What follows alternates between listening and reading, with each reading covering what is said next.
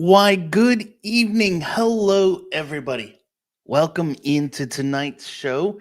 Doing one live from the office in a hurricane. Great time to do one of these. But I wanted to just jump on tonight, do a fun. Well, we're just going to talk about hurricanes. We'll talk about severe weather, dealing with hurricanes, tropical storms, all that good stuff that we deal with right here in the Myrtle Beach area. So, as we're getting started tonight, do me a favor, go ahead, drop a comment. Let me know where you are joining in from this evening. And as we're getting things started tonight, I thought it would be kind of interesting if we start by just dispelling some of the myths that are out there. I'm sure they're probably going to pick up some people that are just wanting to know what's going on with the storm. So let me start by showing my screen here. And we're just going to show the entire screen. And I want to kind of talk about this picture here first and foremost. So I saw this on Facebook earlier today, and hopefully everybody can hear me. If you can, let me know. Give me a thumbs up that you can hear me as well. Welcome in as we're getting started. But I want to talk about this photo right here first. So this image was shown.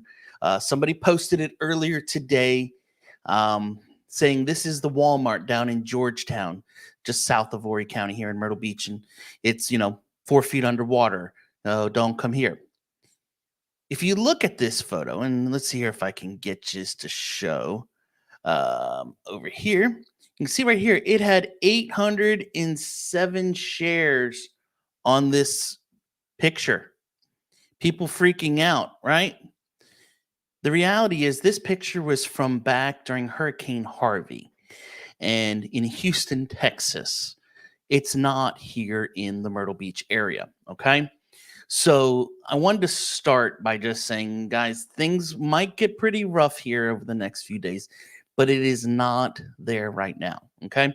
So tonight, our goal is to talk about what's going on right now with the Hurricane Debby. I call her Little Debbie. She's kind of like an oatmeal cream pie. Gonna have some parts that are not so good, and then has that creamy good stuff in the middle. Well, we had some of that today, and we'll start by. I want to pull up. I just literally walked outside a few minutes ago and shot this video, so I want you guys to see this. And let me see if I can get it bigger for y'all to see. There we go. Let me take my face off of here so you can just see it a little bit bigger. There we go.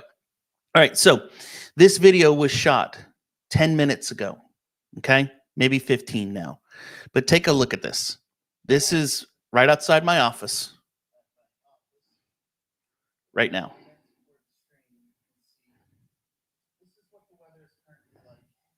The sun was actually poking its head out at that time. And so as of right now, this moment, it is not that bad here in Myrtle Beach area. Right there, you can see right there, the sun was right up behind there. So it was not too terrible. Now, from what I've heard, what I've seen, we are going to see some rain. So tonight, what I wanted to talk about is we're going to discuss some things to know, things that you want to pay attention to during severe weather like this, during hurricanes, things to prepare, who to listen to, who not to listen to, and how to know also when it comes time to buy a house. If you're thinking about moving here, you want to know, one of the big things is always, is the house flooded, and how do we check that kind of stuff? But before we get into all that, let me jump over to the comments here and let's see who is joining in with us tonight. All right, so let's see. I see some people coming in and starting to leave comments. Brenda says, "Hey from Maryland." Linda's in from Connecticut. We got SMAC joining in from San Diego. Clinton's joining in from Waterbridge. He's just down the road from me. Let's see here. Oh, there he is. Sure. Howdy, my friend. Sure hope she is a little Debbie snack cake, not a big Deborah you meet at Walmart at 2 a.m. Leave it to Mike to leave the comments like that. Mike's over in Myrtle Beach area. Hey Cindy, welcome in. She's in Carolina Forest. Clinton's in. Said, how many blocks from the shore? Tim's wanting to know. I think he's wanting to know how far is my office from the beach. My office sits about 2.5, 3 miles away. A little bit longer of a drive to get there, probably about 4.5 to 5 miles. But if I went a straight line, it would be right over to the beach. And GTO's in from New York. Awesome. Well, welcome in everybody. As people continue coming in, just say, hey, where you're from tonight. Let's have fun. And if you guys have questions regarding the area, regarding hurricanes, severe weather, all that kind of stuff, let's see what we can do to answer some of them tonight. I should probably start by saying I have now lived here in Myrtle Beach since 1998. So I am on year 26 of living in the Myrtle Beach area. I think I can now call myself a local. I can't call myself a native. I wasn't born here and lived my whole life, but I am here for a rather long time.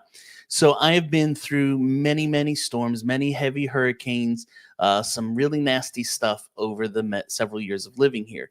One of the first hurricanes I remember was Hurricane Bertha, Hurricane Floyd. Those came some of the first years that we lived here. We lived at the time up in the Briarcliff area, up near Barefoot, and it's all wooded. It was very stressful living there. It was east of 17, a lot of trees all around, big, tall pine trees right in the behind your house. And you're always wondering, is one of them going to come through your home next? But I now live over in the Carolina Forest area, and been through the 1,000-year flood a couple years back, was through Hurricane Matthew, Hurricane Florence. I was here for the Red Jeep Hurricane. I don't know if you all remember that one, where somebody drove their Jeep Cherokee out onto the beach and it got stuck in the sand and the waves came and took it away, basically. That was Hurricane Dorian, I believe it was called. So I've been through several of them over the years. So I think I have a pretty good grasp and understanding on hurricanes and storms and those kinds of things. So we'll discuss some of it. I see some more people joining in. Let's see. Tom says, hi, Tom from Ohio, heading to Surfside Beach this weekend to get married. Awesome. That is very, very cool. Congratulations, Tom, on the nuptials. Congratulations on coming down to the beach. Hopefully by then, all of the weather will be, nasty stuff will be out of here. It'll actually be a great time to go and look for shark's teeth on the beach probably by then. The ocean might be a little rough.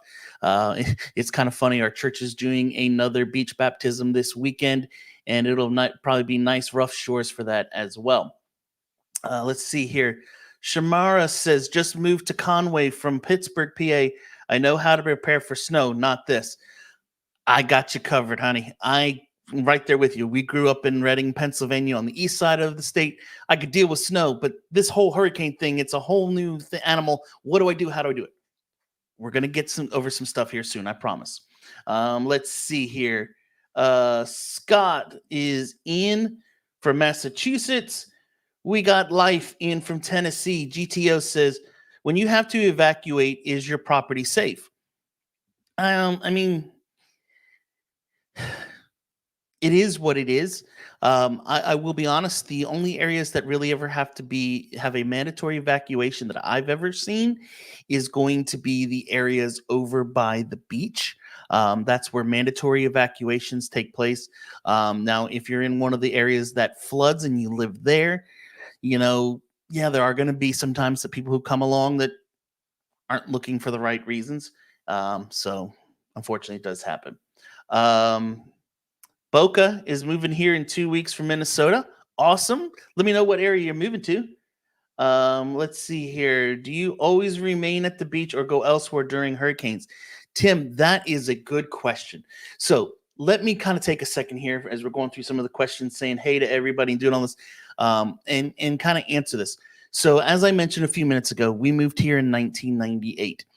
When I lived with my parents, never once did we leave during a hurricane. In the now 26 plus years that I have lived at the beach, I have only ever left one time for a hurricane. That was during Hurricane Florence. And let me explain why I did leave. And also, I will tell you if I had the whole situation to do again, would I have left? Would I leave again or would I stay? So, we left during Hurricane Florence. And the reason that we left is that my wife and I, we had just recently had our third child. My mother had um, recently become a widow. My grandmother had recently become a widow. So they were all in their own homes they lived in. My wife and I and our family lived down in the southern end of the beach in a neighborhood that had some drainage issues in the past years before, 2 years that we had lived before, where water would flood the streets. And so we would get stuck in our home sometimes for 3 to 4 days, not able to get out because it'd be 3 feet deep in the middle of the street. So, with this hurricane coming in at the time with Hurricane Florence, it was a category 4 on the verge of a category 5.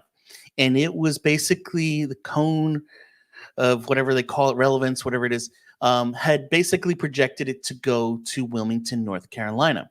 As this thing was coming towards Wilmington, North Carolina, um, it had a 75-mile radius of variance basically to it, that it could go 70 miles north accidentally, 75 miles south accidentally.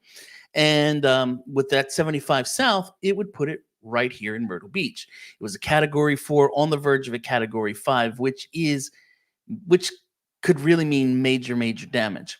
And so I could see me being stuck in my house with my kids and my wife with no power, because the power would go out all the time as well, not be able to do anything, go anywhere, do anything, help anyone if there would become an emergency.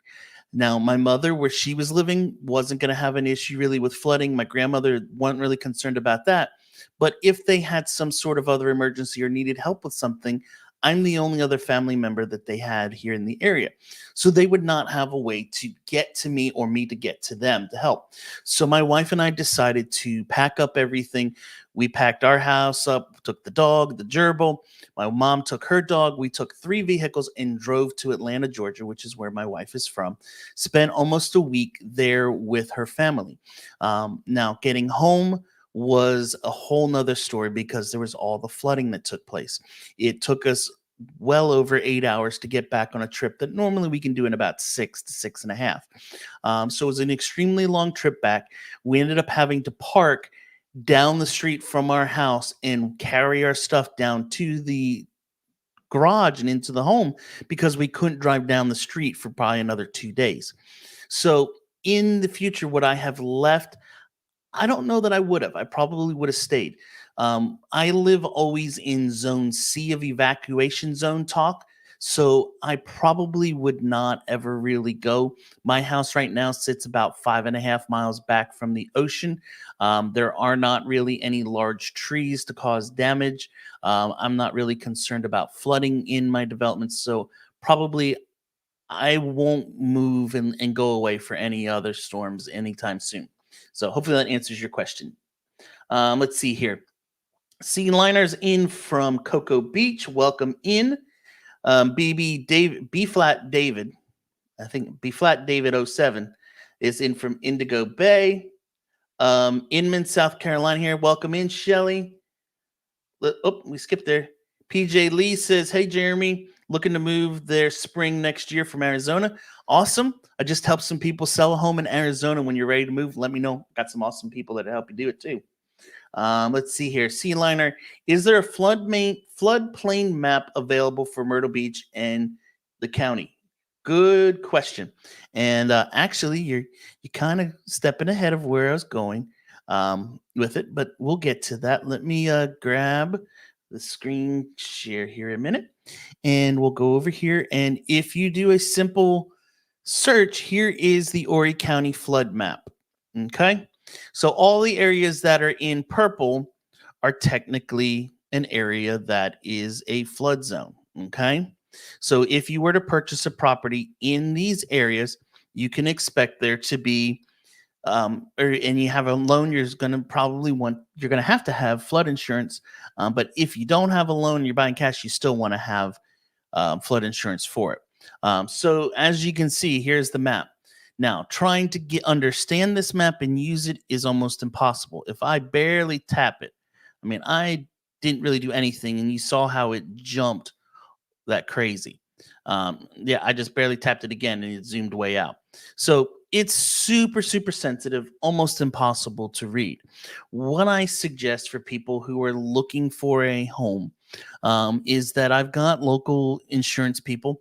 When we find a property that you have interest in, we're going to look at a couple things. But even if the end of that we're not 100% positive, we're going to reach out to Terry Branson with We Insure Advocates and ask her whether or not this property is going to have a flood zone or not. Okay. Let's see here. Roan D says, just in the middle of moving now to Conway from Rhode Island. Happened to be in Rhode Island and praying for my new home and everyone there. Thanks, Roan. I think we're going to be maybe it's Ronnie. I'm going to say Ronnie. I like it better that way. Ronnie, I think we should be good. I don't really think, other than some water, I don't think we're going to really have much else as issues here in our area. So I think we should be good. All right, let's see here. Boca's in Harborview. Awesome. Hi there from Oceanside. Welcome in, Wolfman. PJ, I could use some help selling my home here. Thanks. PJ, if you need help selling your home, feel free to reach out to me. I'd love to list it for you and get it. See what I can do to help you get it sold. Got a great marketing program to help you with it. Now, if it's listed with someone, I can't help you, unfortunately. Let's see here. How much rain is expected? Heard Wednesday's most rain coming. Good question, RGX. And we're going to get in. Let me just answer these last few questions here, and then we're going to get into some of the details of what's going on with things. Is part of the mandatory evac the homes which are required to purchase flood insurance policy?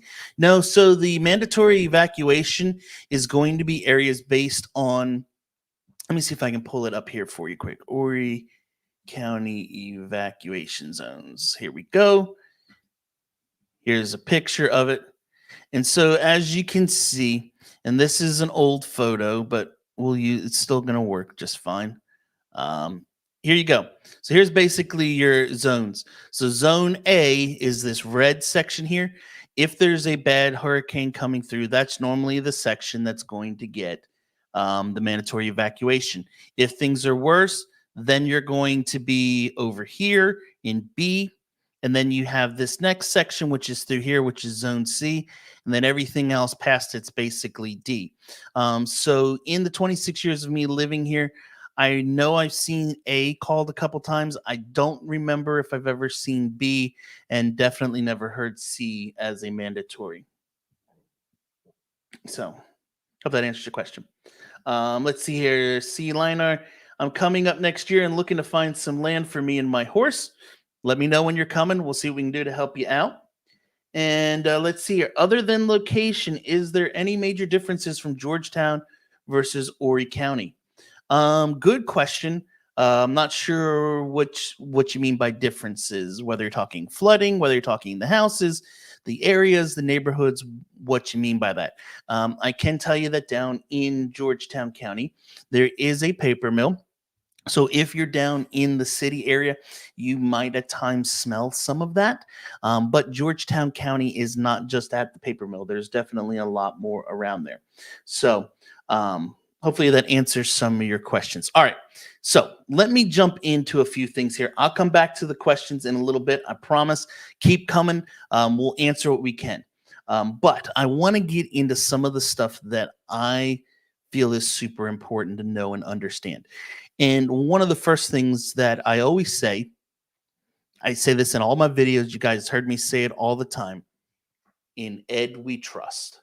When you are wanting to know what is going on in the current market in the current area regarding weather, the only place that you turn is to this man right here, Ed Piotrowski.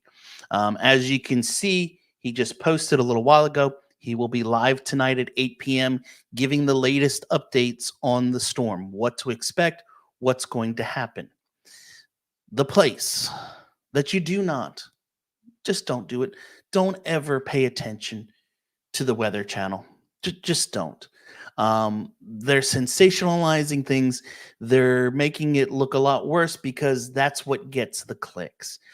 Pay attention to Ed. Ed's going to shoot you straight. He's going to tell you what's going on. So if we go in here and we go back a little bit, you will see Ed gave a couple hours ago. Here he gave an update. And what he said in this one 4 hours ago is these big breaks in the rain are hugely helpful. It allows some of the water to run off and drain. Eventually, though, more rain in some areas will mean water has nowhere to go and flooding will be possible. Long way to go with more rounds of heavy showers and storms through Wednesday. A tornado watch remains in effect east of I-95 until 5 p.m. No tornado warnings as of right now. So the difference, first off, we should talk about is what's the difference between a watch and a warning. If there's a watch, that's just saying, hey, be on alert that there might be one. If there's a warning, that means there's really good likelihood of one coming in any moment, and it could be pretty bad. Be ready at any moment to jump and go to your safe room in the house.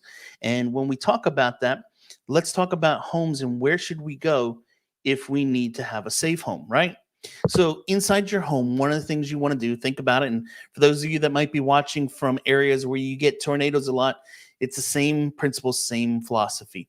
Find a room that's an interior room in your house, preferably on the first floor, that has no windows and no doors to the exterior. That's going to be your safest place to go in the room. So, for example, in my home, it would be the first floor powder room is where we would all go and gather. If we were upstairs and it was no time to get downstairs, we would probably go into the laundry room upstairs because that's kind of a central located. There are no windows to the outside. Close the door, sit in there, wait for a couple minutes until the tornado has passed by and the severe weather seems to calm down, and then come out.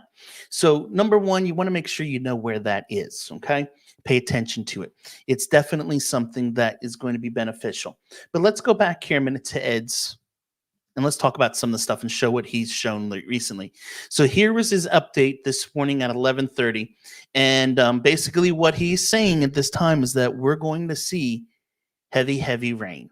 And there is a chance for some flash flooding in some of the ditches and retention ponds that would go over the road. One of the things Ed says over and over all the time, if you see water on a road, do not drive through it. You don't know what might be in there or if the road is even still underneath. It might have been completely washed out. Here is kind of his projected rainfall that was 7 hours ago. And it kind of shows that as right now, if you look at it, almost all of Horry and Georgetown County is falling into the 12 to 16 inch rain gauge. Just north of us over the border here in Lumberton and Whiteville, there's a potential for them to get even more rain in those areas. So what does this mean? This does mean that some areas here in the Myrtle Beach area are going to see some sort of flooding. It's an unfortunate thing when you live in the low country and you live by the coast. These are some of the downfalls of it. As somebody said earlier, hey, I'm used to snow. I'm used to that. What do I need to do to prepare my house? Okay. Great question. What I want to show you first is one of the things that you want to do, and my wife and I did this with our home, with my mother's home, and we also yesterday went and helped our friend do it at his home. He just bought a house here he's from Michigan, and so here he is climbing up. We went over and held the ladder for him because his wife just had a baby, and one of the things that you want to do is climb up the ladders. You want to look at your gutters, make sure they're clean. If there's debris in them, clear them out. get all that junk out so that your rain, when it comes down heavy like this, it can get off the roof, go into the gutters, down, and flush through. If your gutters are backed up, it's going to sit there, cause problems. It's going to come over the side, destroy your landscaping, potentially destroy your foundation, could back up and go underneath into the roof and just cause all kinds of problems. So that's one of the first things I would suggest that everyone wants to do when preparing. Next, you want to go and you want to get anything and everything outside, which has the potential of becoming a projectile, and put it away. Put it in the garage, secure it down, all that kind of stuff. Here in our area, I do not think we're going to see, with this storm, real heavy winds. I think big concern with this one is definitely rain. So as we see rain coming in, it's going to mean potential for flooding. But if it's a storm, a category 2, 3, or even just a true category 1 storm, I think till it gets to us, it'll probably be more a tropical depression, tropical storm, which isn't going to have severe wind. But if it was something with winds, over 100 miles an hour, what I would do at my home is, first off, anything that I could take and stick into the garage, I would. Things like my, lawn furniture that's in the back screened porch, that may not fit in my garage. But what I would do is I would take a tie down strap them all together, and that should be fine. I would also probably take my grill, the Blackstone, the smoker, all of those things, and tie them together. That way they're not blowing over, they're not going to fly into somebody's house or anything like that. It's going to stay put, and kind of just secure everything down. But things like all of our hanging baskets at our house right now with flowers, they've all been taken down and stuck on the front porch up against the wall so that they're not getting beaten by the heavy rains and winds they're going to come through. Shepherd's hooks that some of the stuff was hanging on around our yard, they've all been collected and put into the garage. Listings, listing signs, we're taking them out. We're putting them away in the garage because those things can be dangerous if winds are heavy, and they could kill somebody. So we're going through, and that's kind of the prep that we're doing around our house. We'll talk here in a minute, and I'll show you a supply list that I found online from an energy company of some things to get in. But before we do that, let's jump back over. Let's look at some more comments coming in here. All right, so let's see here. All right, so John's come in and said, other than location, is there any major differences from Georgetown from Horry County? Oh, that was the last one we did. Okay, sorry. Hello, any ideas regarding generators? We are moving into the Waterbridge community in about October. Honestly, I don't have a generator. And I think I know who this is. Hi, Linda. But I don't have a generator myself. And I actually bought one time, never opened it and returned it because I didn't lose power. Most of the areas in the Carolina Forest area have underground utilities. So unless one of the major power lines for the whole area is taken down, you shouldn't really have issues with power going out. The big reason that I have not bought a generator is I am not mechanically inclined. Small engine motors and all that kind of stuff, that's not my thing. And from what I've always been told is that you have to maintain those things all year round, run them regularly, maintenance and lubricate and all that kind of stuff. And I don't know anything about it. If I were to do a generator, I probably would look into maybe some of the newer technology stuff that is like a solar powered one, because then I don't have to worry about having fuel. I don't have to worry about doing the maintenance and all. It's just batteries that charge up and go, and I know how to do that kind of stuff. I do know that there are several people in the area that have whole house generators connected to their home. Some of the builders did even offer that when you were purchasing the home. Some of them run on gas. Some of them run on, and when I say gas, I mean natural gas, so that you don't even have to worry about anything with it. So hopefully that answers your question. All right, let's see here. Scott said, What became of the seller having to declare if the property has flooded in the past? I never see that in listings anymore. Great question, Scott. And that is something that I have pulled up here. So let's go back over here to showing the screen again. And we're going to go in. And this right here is something that whenever a home is listed for sale, and sorry, let me turn off your comments so we can see it a little bit more. There we go. This is the residential property disclosure. And this is a form that is pushed out by the state. As you can see here, it's the South Carolina LLR has created this form, and this needs to be filled out and completed by the sellers on anyone purchasing a property or selling a home. The only time this does not need to be done is when it's a new construction home. And so what we do is they go in here and they fill this out. And as you can see right here, it says, as owner, do you have any actual knowledge of any problems concerning? And the person goes through and answers all the questions.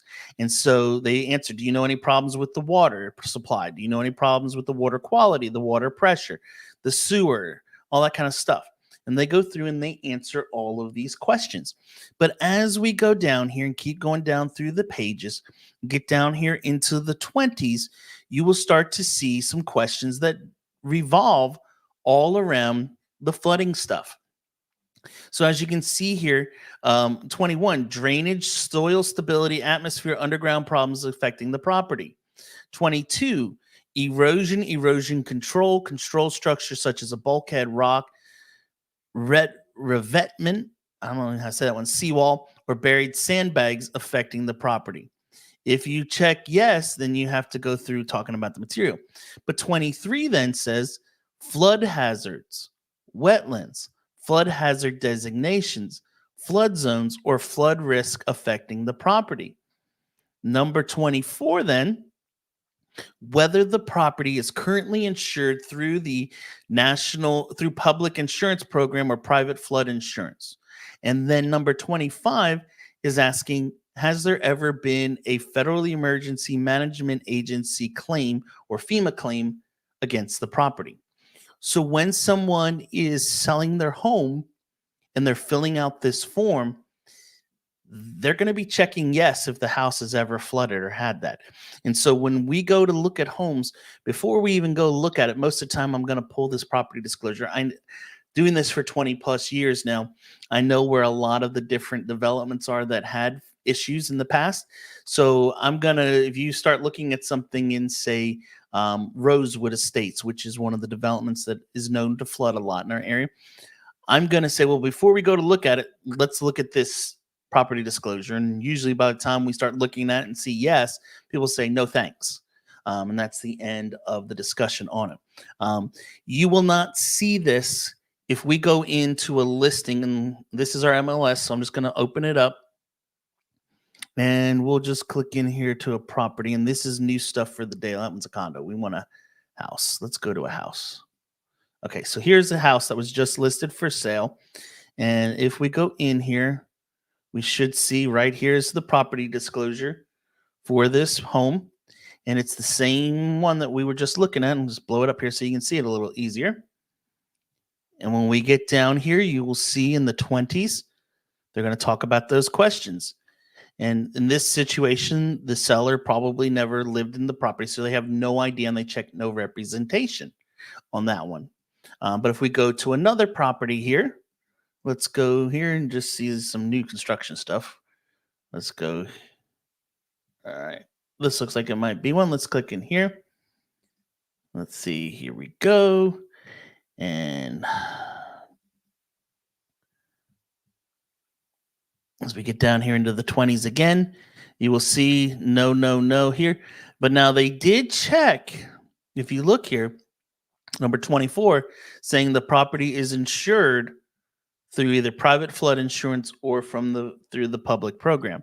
So what we would do then is go down here, and we should see somewhere they would answer it. This one was not filled out correctly yet. So I would go in and say, hey, I noticed they checked yes. Was that a mistake? Or do they have flood insurance? If they do, who is it with? Is it required, or did they just get it as extra precaution? So hopefully that answers your question. All right, let's go back here we have some questions coming in Y'all, I love seeing all the questions coming. This is awesome. Keep them coming. Everything Outdoor says coming down from PA for vacation in 2 weeks. Really hoping that next storm developing now doesn't hit. So here's the thing with all of these storms in our area. Now that we have one that's going to come through, the weather stations are going to pay attention to anything else right now to try to get more clicks. And you will start to see people doing everything they can to promote and say, hey, check out the next storm coming through the area, and what's going to happen. And if you start to look out there, you can find the spaghetti models, as they call them. Let me see if I can find one for. Here we go. So take a look at this one here. Let's pull this up. Here it is. 1 second. So here is the spaghetti model for Debby of what they think it's going to do from here. Okay. It's all over the place. But if we go and look at one for a new hurricane coming or a new storm, you're going to find all kinds of. Look at this one going, showing where it's going from where it is right now. They don't know, but they're going to use everything they can to try to get them. All right, let's see here. GTO says, is getting flood insurance in Myrtle Beach anything like Florida?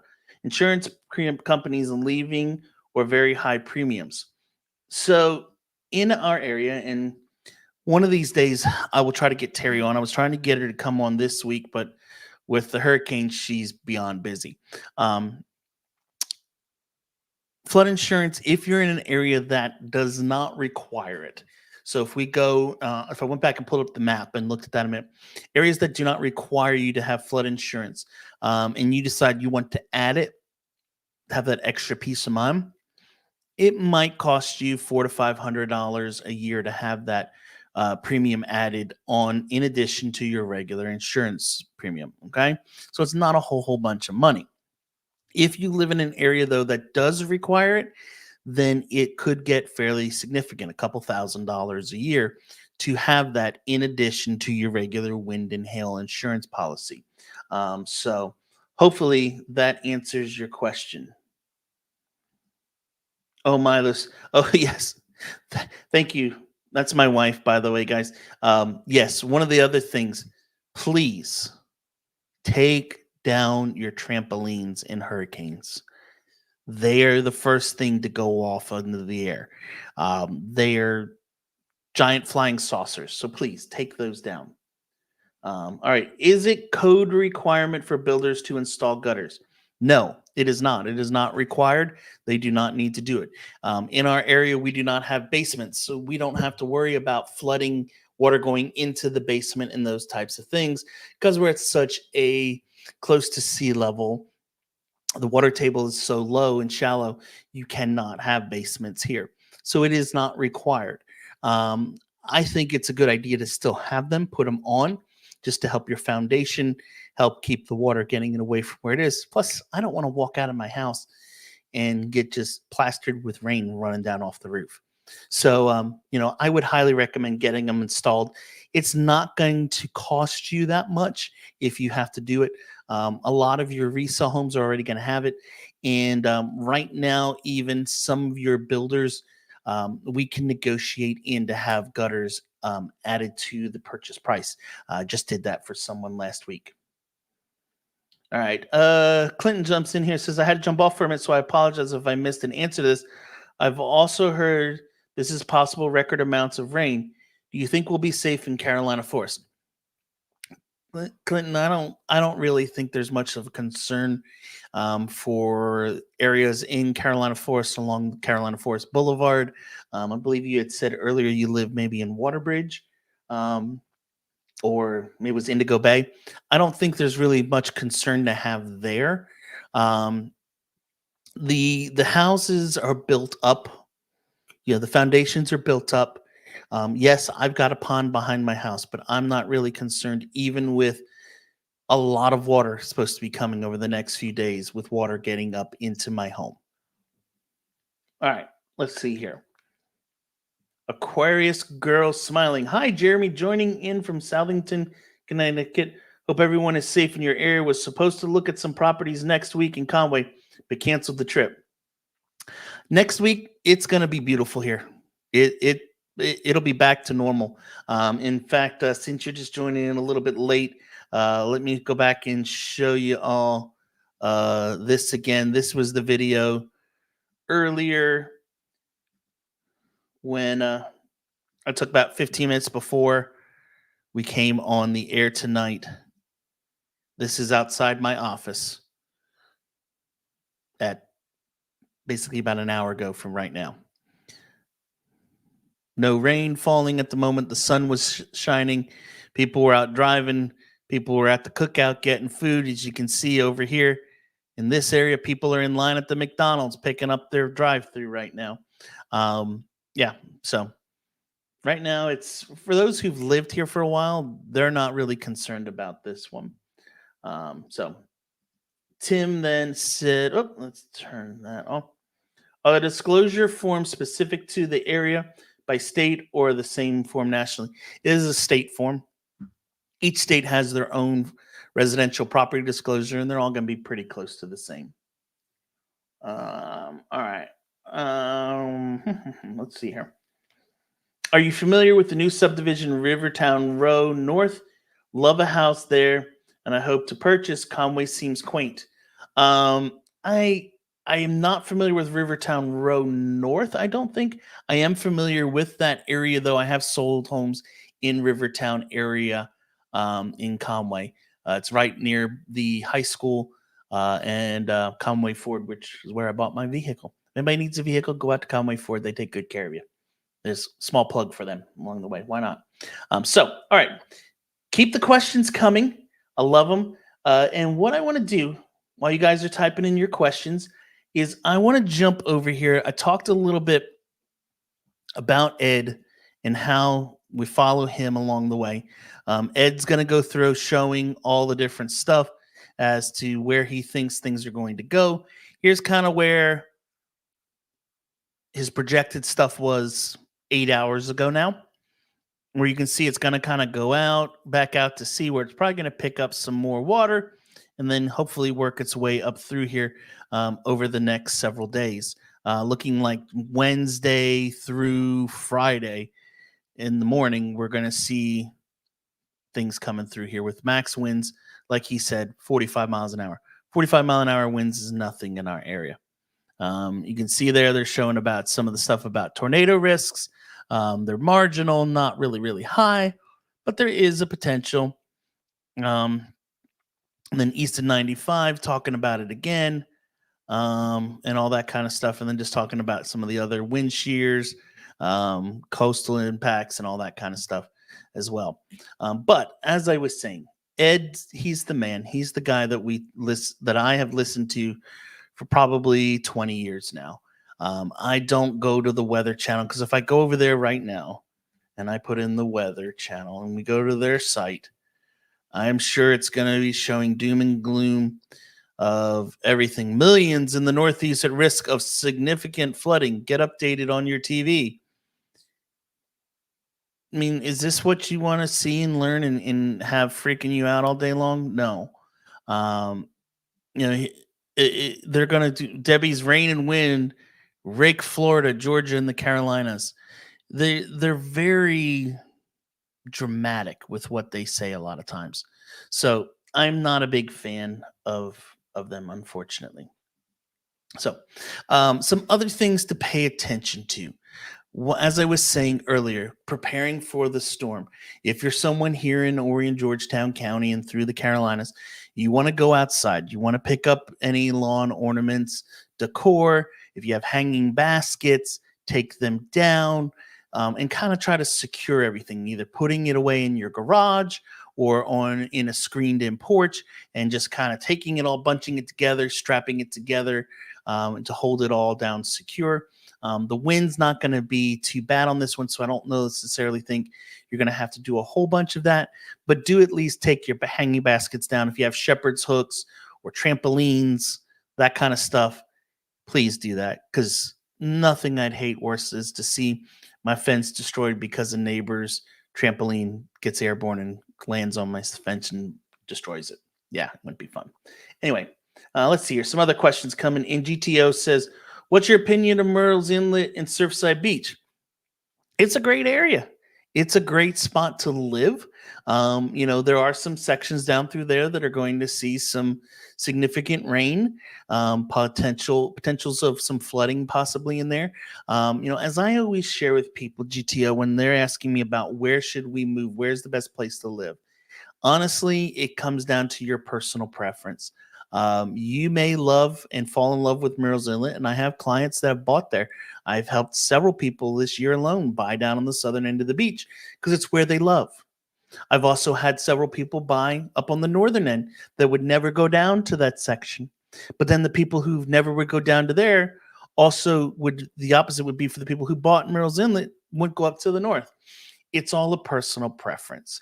As I talk about a bunch, and I saw my wife on here earlier, and we have 3 children. If my oldest was sitting here during my stream right now, she could sit right behind me with a book in her lap and read it and not bother us, and she'd be perfectly fine. My son, he'd want me, I'd have to move over here. He'd have his chair sitting right here, and he'd be a part and sharing in the discussion and be a part of it. And if my youngest was here, we'd have a lot of fun and play and talk about sunshine, unicorns, rainbows, and have a blast, but not really talk a lot about the topic. Myrtle Beach kind of has all 3 of those things to meet your needs, your wants, your desires. It's a matter of finding the one that fits best with you. The other thing is, a lot of people say things about, like, for example, traffic. Okay. I've heard a lot of people say, "Oh, don't buy in Carolina Forest because the traffic is horrible." But then I have helped several people in the last several months that have bought here that say, "Hey, I'm from New Jersey. I'm from California.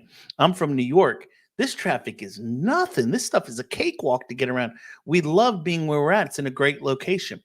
What I would suggest to anyone and everyone who's on here, and I see there's probably about 40 to 50 people joining in right now on this live, you need to make that decision based on your personal preference. And the only way you can do that is to come visit the area, check it out, and see what you think for yourself. Okay. So we'll get back to some questions in a minute. But one of the things else that I found that I thought was pretty good is here is a list. And this was from a company, an energy company, that kind of gives you a list. And I thought it was pretty good what was on the list.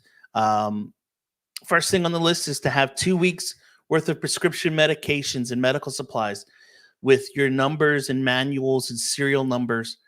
I don't know that I need necessarily the serial numbers for my medical equipment. Well, maybe, I guess so. Flashlights with extra batteries. More than one makes sense, including one you can wear on your head. I will tell you, I have a headlamp. I would prefer to have that most anytime, so I have my arms free to do whatever else I need to do. Battery powered or hand crank radio or portable television or radio or with extra batteries. Now, this one I kind of scratch my head, laugh, but at the same time still kind of see it. Back in the day before we had smartphones, this was critical because if power went out, how would you ever know? But nowadays we have smartphones. We have portable battery chargers for our phones. We have car chargers. We can go out to the car, plug it in if we need to, and get all of that information and knowledge right there. So we don't necessarily need that one, I would say, anymore. First aid kit, definitely need to have some band-aids and that stuff around. If something falls in, through a window and you have to clean it up and accidentally cut your hand, you definitely need to do that.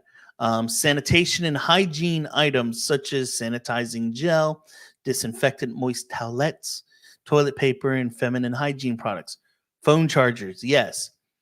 Books and games for children. Now, if you're on here right now and you have kids, this one is a must. Because if the power goes out, they're not going to be able to watch YouTube. They're not going to be able to play video games. They're not going to be able to do anything technology-wise to entertain them. So they need something to keep them entertained. A book, deck of cards, definitely going to help. If it's old school, but a battery-operated DVD, yeah, luckily for me, our minivan has a DVD player built in the back. I remember before that, vehicle. I had a old Yukon Denali, and it had the DVD system built into the back of the car. And when we were stuck during one of the hurricanes and couldn't get out of our driveway, when I lived down on the southern end in the low-lying area, remember I talked about that in the beginning. I remember going out to the car, turning the car on, plugging my phone in to charge it. While my phone is charging, my two kids at the time jumped in the back seat. They watched a movie while I charged my phone. Then we went back inside after it was done. So something to help. Cash. You want to have some cash. If the power goes out everywhere, you're going to need a way to pay for things. Eyeglasses, contact lens solution. Okay, yeah. A heavy duty knife, not a flimsy kitchen knife. I thought that was kind of funny. I'm not exactly sure why I need 1,000 feet of cordage of bank line, but okay. Yeah, you might want to have a tarp or two just in case if you live in a neighborhood or have a home with large trees around in case one falls through your house, breaks a window, you're going to need to cover it up. 2 10-gallon buckets. I don't know where you get a 10-gallon. I know where you get 5-gallon buckets. One of the most important things on this list, though, that definitely needs to be is right here. How can we be a MacGyver if we don't have a roll of duct tape, right? Hammers, pliers, screwdrivers, a saw. Trash bags are important. Notepads, blankets, sleeping bags. Listen, the blankets and sleeping bags, you're not necessarily going to need them because it's very hot and humid out. But you might want it just to have the padding with it. And if you have a pet, make sure you have medical records if you have to leave the house and all that kind of stuff for them. And so that's a pretty good list of things you need to have. So, all right, let's jump back over here and look at some questions and see what else we have here. All right. Tim says current interest rate for conventional with an 815 credit score. Don't know, Tim. Unfortunately, I do not do loans, so I don't really know. Let's see if we can find it. Current mortgage rates. Now, this is old. It has not updated here. But I have heard the last few days mortgage rates have definitely dropped. They are down under, in some places, maybe even under 6, but they're close to the 600. Unfortunately, right now, for some reason, this is not updating. I don't know why. But if I go in here and put in 800 and over, 7.03. Don't know why. It won't do it. So must be cashed in or something. So, but if you want to learn more about it, Tim, let me know. Reach out to me. I can get you in touch with some local lenders that can definitely help you out. But rates I have heard the last few days are definitely down close to the low 6s right now, which is great. Let's see here. Life wants to know, would it be possible to find a home within 10 minutes of the beach on an acre of land with no HOA? An acre of land within 10 minutes of the beach. Okay, so let's go in here first. We're going to go into the MLS. And we'll just build a search here quick. So we're going to say we want to have an active home. And we want to have in here at one spot, it's going to have here acres. Let's put that in. Where is my acreage? Find acres. I'm not seeing it right now. What's going on here?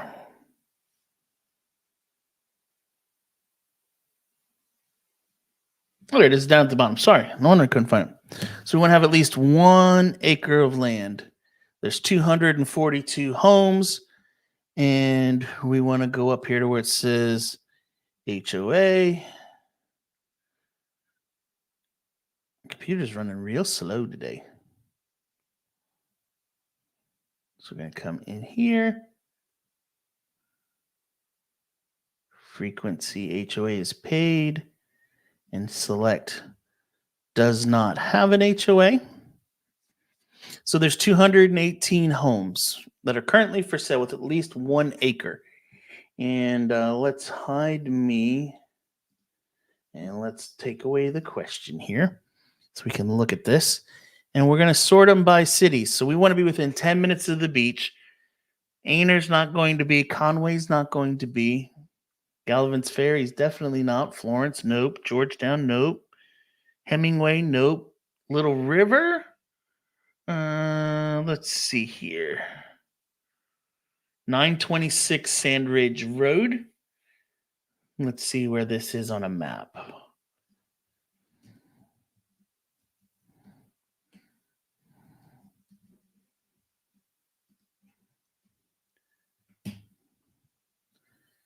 So there's your home. You might be able to, well, no, probably not. So you're going to have to go up and around and all the way through here, up to there, down around through to get over to the beach within 10 minutes. So that one probably wouldn't work. But there was another one I saw in Little River. Let's go back here to our list. And here we go. This one's 1961 Bright Road, which has over an acre. No HOA. It's listed for 1.9 million.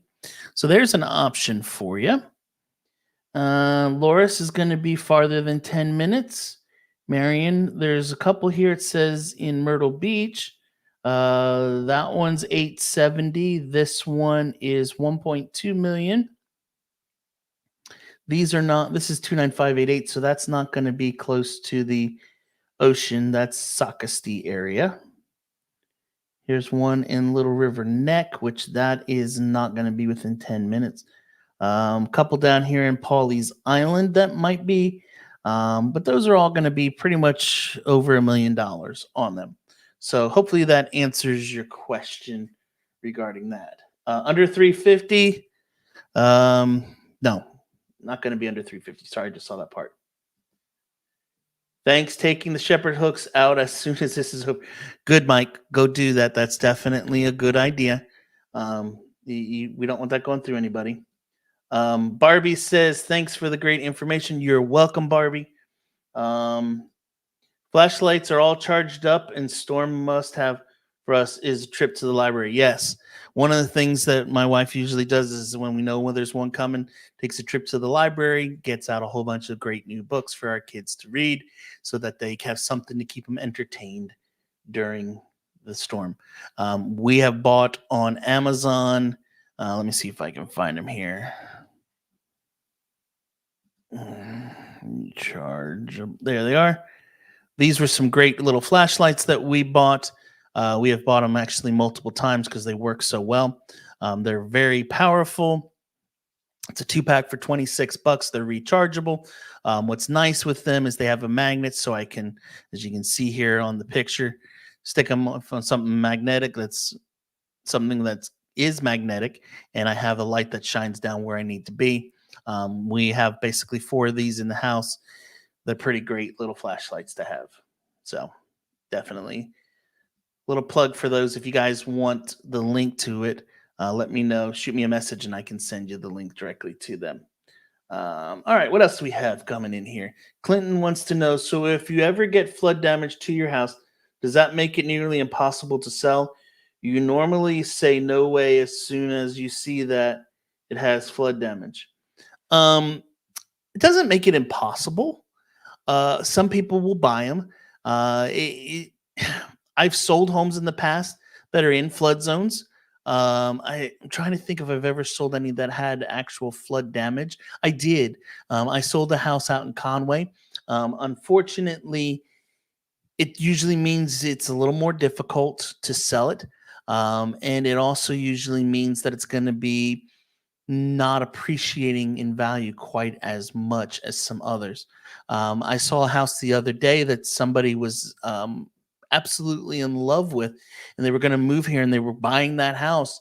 And as soon as I told them it was in a flood zone, they were done.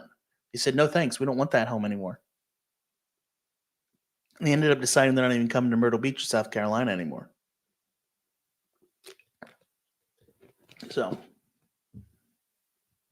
all right, let's see here. Jeremy, I thought you were tight with your sis at Gilmorridge. I am tight with her, but I don't know what the interest rates are. I don't pay attention to those. If you want to know, I can get you in touch with her and she can tell you where they are today. That is for sure. So, what other questions does everyone have? I see there's about 40 people or so still in the live stream right now watching. Maybe you joined in a little bit late, but what other questions do you guys have for me? Um, Let me see here. While you're typing that, I'm going to check and see if I see any uh, updates going on with what's happening with the storm from my favorite meteorologist in town. He probably is going to save it. Oh, nope. He did. All right. Here's the latest for everybody. While you're typing your questions, let's go over here and check out what Ed said now. All right. So here we go. NOAA's forecast for an additional 12 to 16 inches of rain in our area seems high to me, given all the data I've seen and the fact that Debbie is expected to move a bit fast for over the next 48 hours. I'm thinking more 6 to 10 inches with a few isolated spots higher. Since some areas have already received 5 inches of rain, any amount of rain could lead to flash flooding. So don't let your guard down. Wednesday into Thursday morning still looks to be the nastiest of time. So live on Facebook tonight at 8 p.m. But here is the latest projections from him, basically showing all of the Orion, Georgetown County area being in the 6 to 10 range now, instead of in that original, I think it was 12 to 15 or 10 to 15, I think it was, something like that range. So that's good. That means that things are changing and adjusting. And that's the thing I would say with this storm. And this is true of any storm that is out there. We never know. And things change by the minute.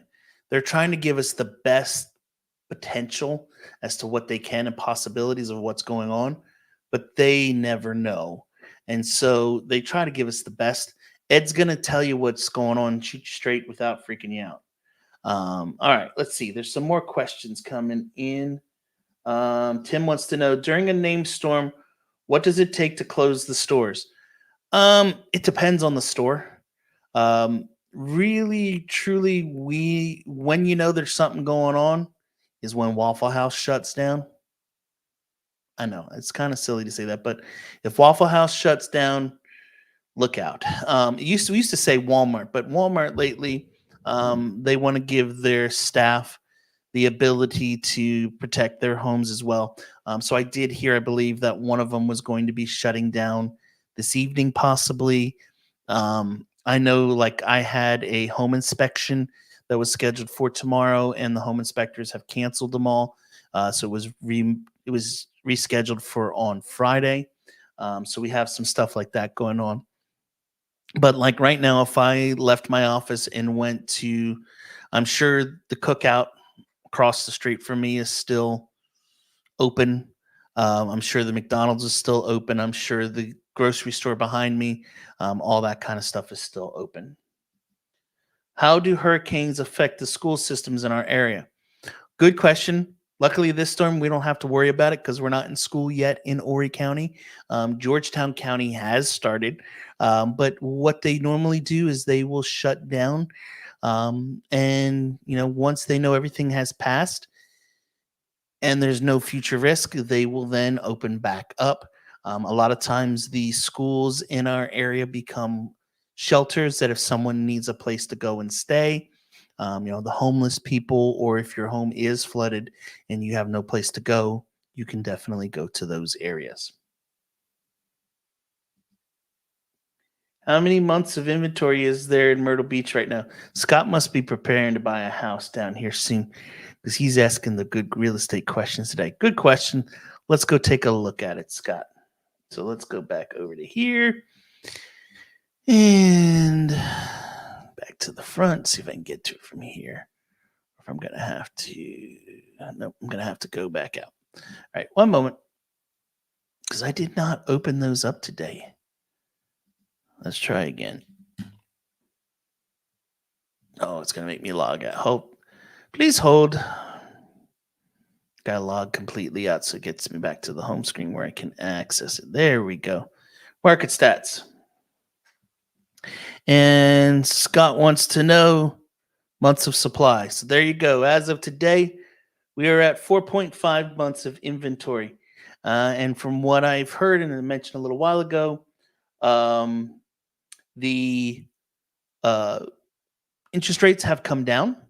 And so interest rates dropping means I would say this inventory is going to see a rather dramatic drop in the next few weeks, and go down a decent amount.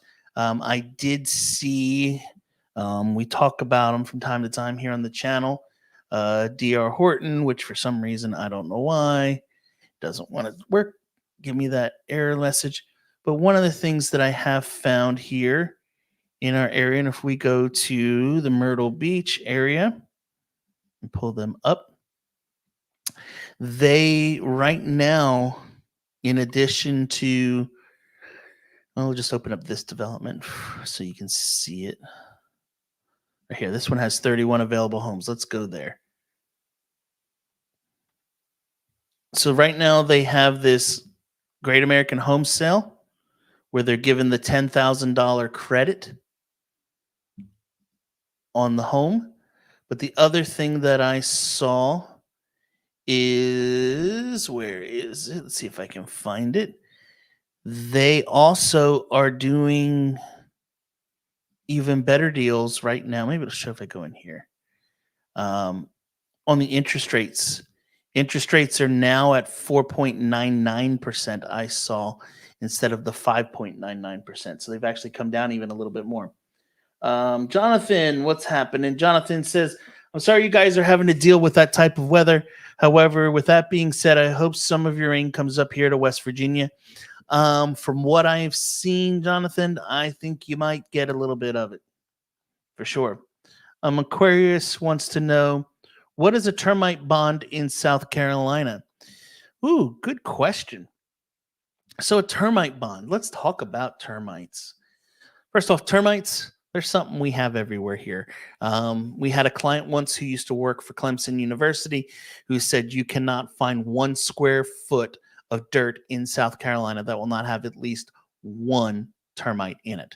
The question is, are they eating your home or are they eating your neighbor's home? So what does that mean? It means you need to have a termite bond in place on your home, which protects it. That doesn't mean it's going to, that your house is foolproof and you're never going to see termites in it. Now, there are some builders out there that use systems to try to protect it and make it easier for you. I have a client right now who's building a home with Ashton Woods, who's a regional builder. And I have one that is buying a home in Berkshire Forest that was built by Pulte. And both of these companies use a product, I think it's called Tiex or something like that, where in the walls, all the way around the exterior house, are these very thin tubes that run that have perforations in them. And the pest control company can come to your home, go right to that panel on the side of the house, and inject pesticide in there that goes into your walls to keep the termites and keep bugs from coming into your home. It's all done in the walls of your house, so you never have to worry about, chemicals on your floors or anything like that.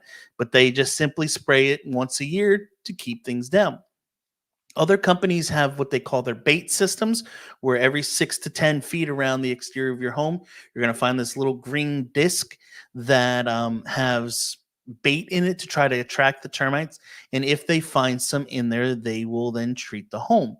And then others use kind of this like trenching process where they go around your house and they dig a trench around the exterior, and then they put a chemical pesticide that's supposed to last and treat the ground for up to 10 years. So my homes that I own are with 2 different companies. Both of them have that barrier treatment.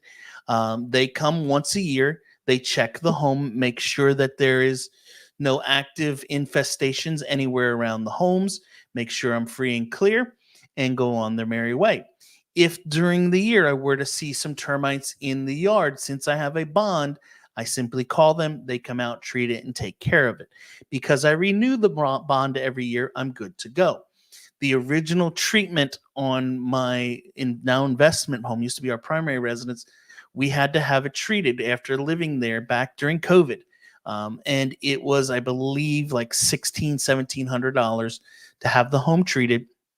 And then every year they come back, check it, and as long as I have them come and inspect inside and outside the house that there's no active infestation, it renews it for another year.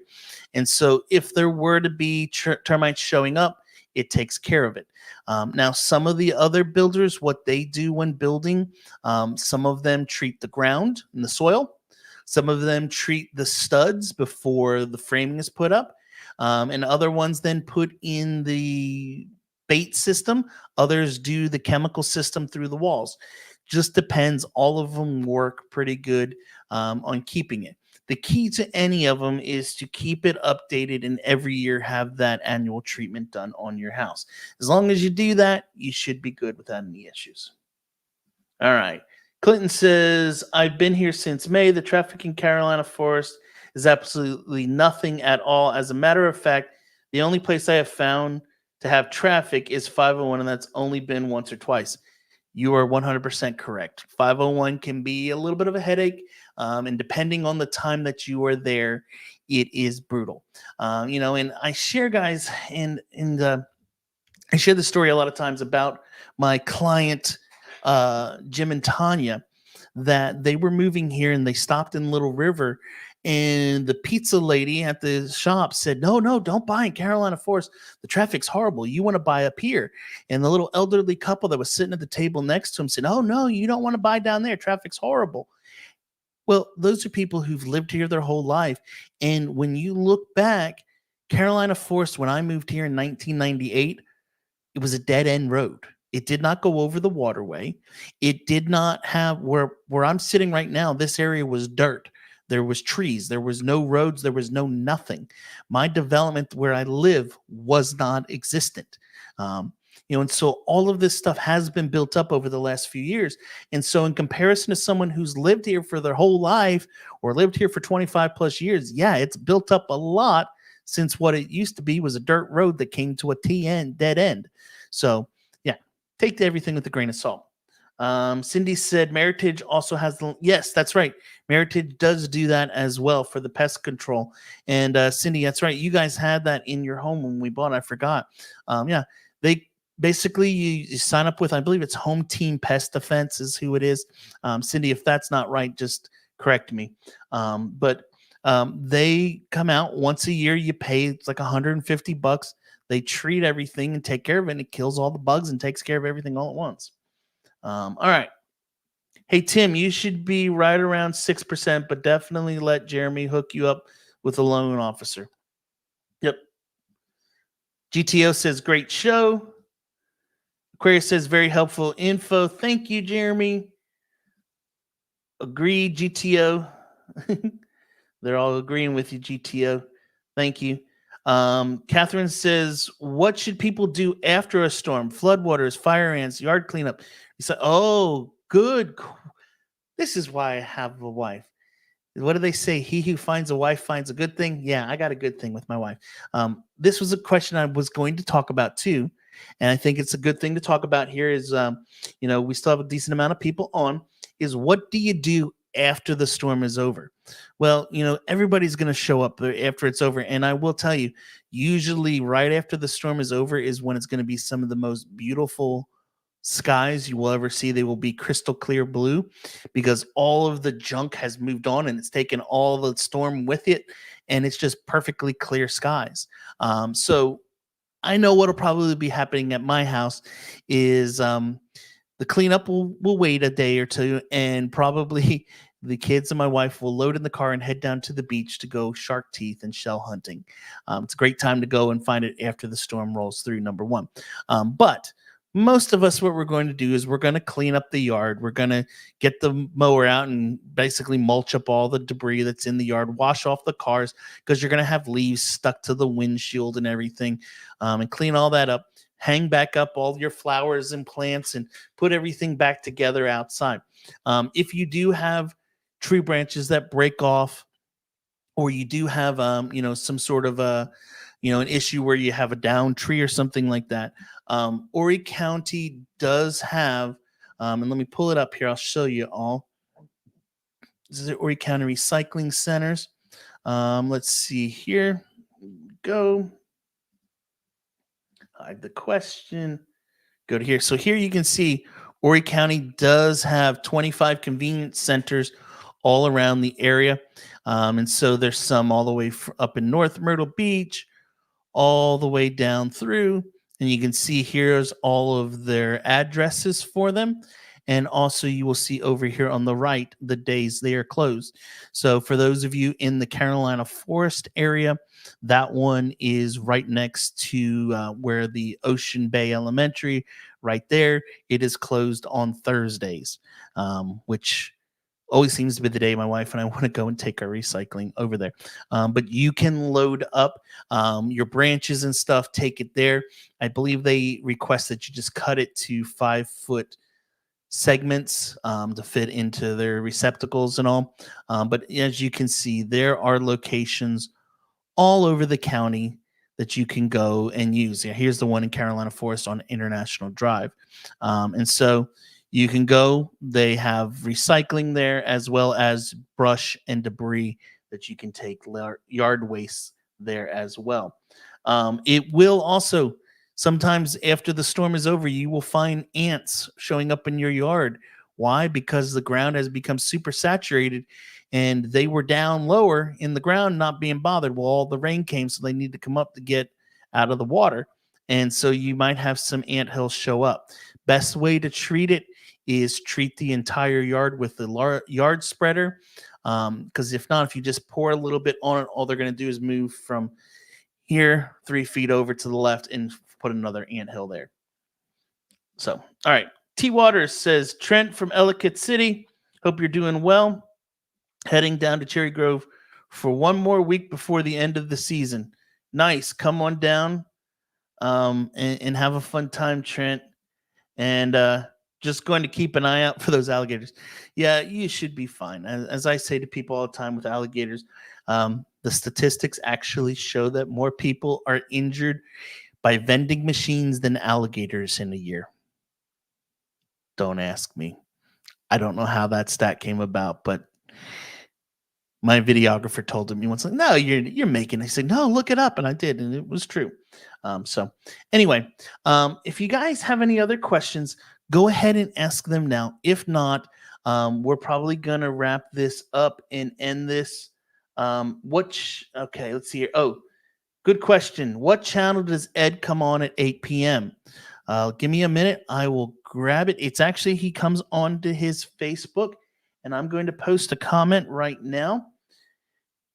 Right there, so you guys can click on. Don't click on it now because it's not going to be there, and you got a little bit of time. But you can come right there to facebook.com, Ed Piotrowski. It's going to look like this at the top of the page. It'll say Weather Alert Tracking Debby, and it'll have it right there on his Facebook page. So, yep, PJ said ABC 15. This is the link for everyone who was wondering. Facebook.com/Ed Piotrowski WPDE. Let's see here. Trent says, sorry if you touched on this already. Wonder if this is just an anomaly, but some of the properties I normally watch for possible consideration are seeing prices going down a bit. Is that true? Good question, Trent. Let's go look at the stats. And I have them still open right here. And so Trent wants to know if prices are going down. Let's look at it. So here is our current inventory. We were looking at this just a little while ago. And let's take a look at the sales price. Here's the median. And so as you can see, the median sales price in July was $324,450. It went down from $331. So yeah, there was a little drop. Not a huge drop. Back here, they were down at 309 in November. But my guess, Trent, is, and we were talking about this a little while ago, interest rates are going down. They're now down in the low sixes. And with that taking place, what we're going to see is an influx of buyers coming to the market. And so with that coming in, it's going to take this inventory days on the month supply, which right now is sitting at 4.5 months, probably drop it back down to about 4.2 maybe even less. When that happens, what we're going to see is prices start to go back up. Supply and demand. It's all about the supply and demand. Clinton says, thank you. Trent says, thanks. Guys, I appreciate you all joining in tonight. As always, I really appreciate it. And I didn't say this in the beginning. I probably should have. But if you're thinking about moving to the area and you want to talk, do me a favor. Go over here to jeremyblanton.com. I'd love to talk with you.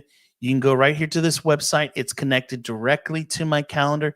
You can click on a day, find a time, fill out your info here, and I will call you at that time and talk. Had a great conversation earlier today with some people who are thinking about moving here. And, as we were talking, they might even be on the call tonight. I don't know if they are or not. But as we were talking, we started discussing some of the different pros and cons about the area and some of the different things. And, when they started, they said, well, we're thinking about maybe a condo and maybe we'll rent it some of the time when we're not there. Well, as we started talking, I said, do you want other people sleeping in your bed? No. What about people on your couch? No, I don't want that. I don't want any of that stuff. Okay, well, then maybe renting's not the way you want to go. And you said, well, you wanted a condo. Well, what about how do you do with living with people in a unit above you and beside you and beneath you? And it's funny, Cindy, if you're still here, I was sharing your story earlier with them how, sometimes people move here saying, hey, we don't need the big space. We don't need the big house. We just want a condo. And they move into it. And then shortly after being in the condo, they go, gosh, this is not what we want. I don't want to, I can't take this anymore with people below me yelling and screaming and people above me and beside me all the time. I need to have my own four walls. And so by the end of the conversation, they were no longer interested in the condo. They were no longer interested in renting the place. And instead, they're coming here in the next few weeks to buy a single family home for themselves. So, go here, fill this out. We'll definitely have a conversation. Or if you want, you can shoot me an email. My email address has been scrolling across the bottom, I believe, all night. It's info@jeremyblanton.com. I'm here to answer any questions that you guys have. PJ says, thank you.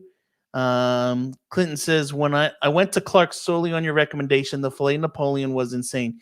You were so right. Everyone should try it and get the fried bacon. I want to know why I didn't get an invitation. I need a filet Napoleon. Maybe when the storm rolls out, my wife and I, since she's been such a good co-host tonight from afar, well, not too far, 3 miles down the road, maybe we'll go take a trip to Clark's and have filet Napoleon. Anyway, if nobody else has any questions for tonight, I'm going to probably wrap this up right here. We're about at an hour and 20 minutes. Wow, I've talked for a while. If you have any further questions, like I said, feel free to shoot me an email, info@jeremyblanton.com, or if you want to discuss moving to the area, feel free to reach out.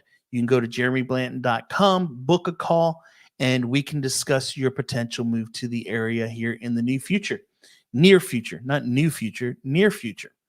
Anyway, hope everyone has a fantastic Tuesday. If you are here in the Horry County area, stay safe, stay dry, stay off the roads. It's probably the best thing to do. Luckily, my office is 2 minutes from my house, so I have one road to go down to get home.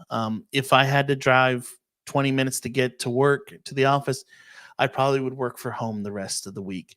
But I might come into the office just because it's easier with all of my equipment here instead of trying to work from the laptop. But guys, do me a favor, just stay off the roads. If you see water on the roads, don't try to drive through it. You will flood out your car. You'll be stuck, or it could be something much more dangerous in that water.